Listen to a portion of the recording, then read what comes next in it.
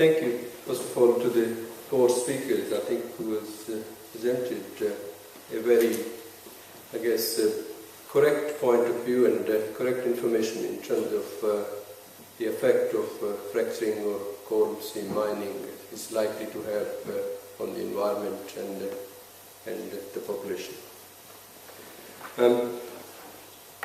I'm pleased in some ways that although there are a number of faiths represented here, but sort of theme which is emerging from the two faiths who have already presented their point of view, that the same sort of sentiments are going to be repeated, and Hindu faith in some ways, although it's a different religion and different faith, but the ideology and the key points are still going to be pretty much the same, and I'm going to present some of those which you yourself will be able to see that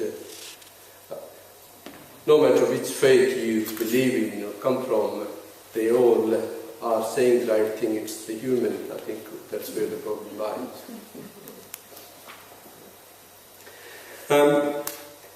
Hindus, like has been said before, also believe in the unity of all existence, and God pervades all animate and inanimate objects. Hindus worship the earth, the sun, the rivers, the trees, and the animals. So there we go, that we believe in the preservation of all these nature's elements. In our religion, we pray the Mother Earth, we salute the sun, we worship the water, the Ganges, we worship trees, we worship Holy Cow, because that provides us the milk, it gives us the nutrition and the food.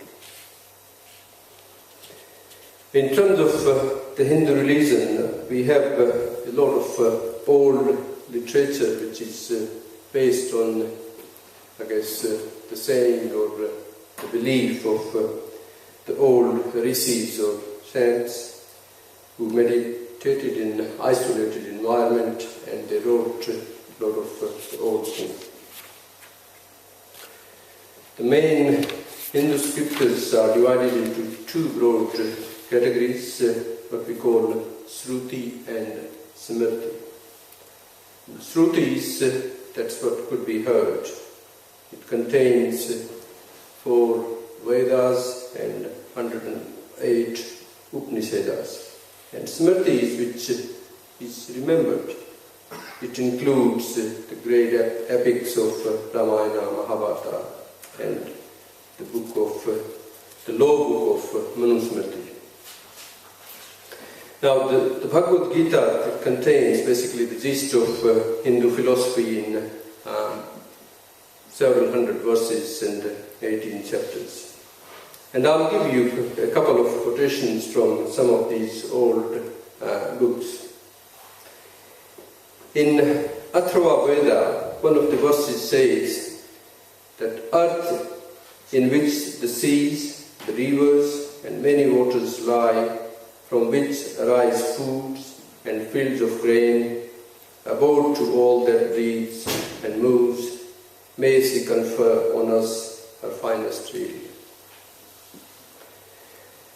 In similar ways, one of the verse from Upanishad says, everything within the world is possessed by God. He pervades both the animate and inanimate. Therefore, one should only take one's fair share and leave the rest to the Supreme. So when it comes to mining and faith in mining, I agree, and it probably has been said, that I believe greed is probably one of the drivers, whether it's the individual greed or whether it's the greed from the multinational mining companies. They don't really care what happens to the environment or what happens to to the particular population of part of the country. All they have the predictions that what are going to be the financial gains in the next 5 years, 10 years, and so on and so forth. And in case of coal seam minings, like many of other old mining areas, now we have the environmental regulations for mining. 50, 100 years ago we did not have. And if you look at the hallmark of those old mining sites, you can go to the old mining towns. You can see the disaster what we created. Likewise, with the coal seam minings, we don't understand even 1% what it could cause, because nobody has really studied the limited information what we have in coal seam mining is mind-boggling. And we already have so many holes in the ground on the belief that the effect of this is minimal in terms of to the general populations or the environment. So that's not true. I think one should gather more information before venturing into it. Before I leave, I would like to just take a couple of more minutes that in our religion, the whole world is considered as a family. And I think we should learn to live with minimal, happily, and as Mahatma Ghandi said, the rich must live more simply so the poor may simply live. Thank you very much.